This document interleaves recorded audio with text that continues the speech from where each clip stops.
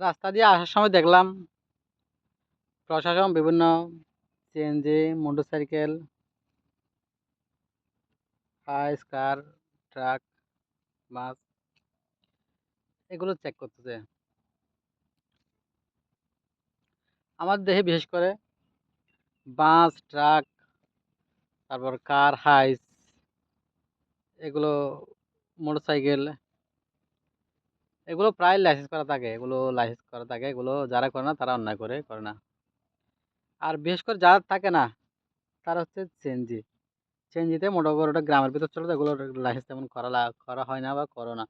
এমনি কাগজপত্র থাকলো ঠিক মতো।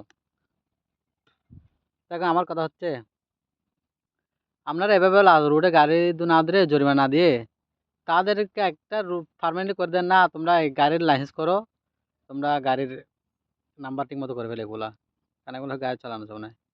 এই রুলগুলো তাদেরকে করে দিলে আর সমস্যা হচ্ছে না তো। এই অনিয়মের কারণে যখন কোনো দল ক্ষমতায় আসে তারা এই সুযোগটা নেয়। মানে বিভিন্ন উপায়ে তারা একটা টোকেন ব্যবহার করে এই টাকা দিতে হবে, সে টাকা দিতে হবে, তারপর লাইসেন্স করে না। টোকেনটা তুলে দিয়ে লাইসেন্সটা ঠিকমতো ব্যবস্থা করে দেন, তাহলে তার ড্রাইভার এত হয়রানি হতে হয় না। আপনারা জানেন একটা সিএনজি ড্রাইভার একটা কারা কত কষ্ট করে একটা সংসার চালায়।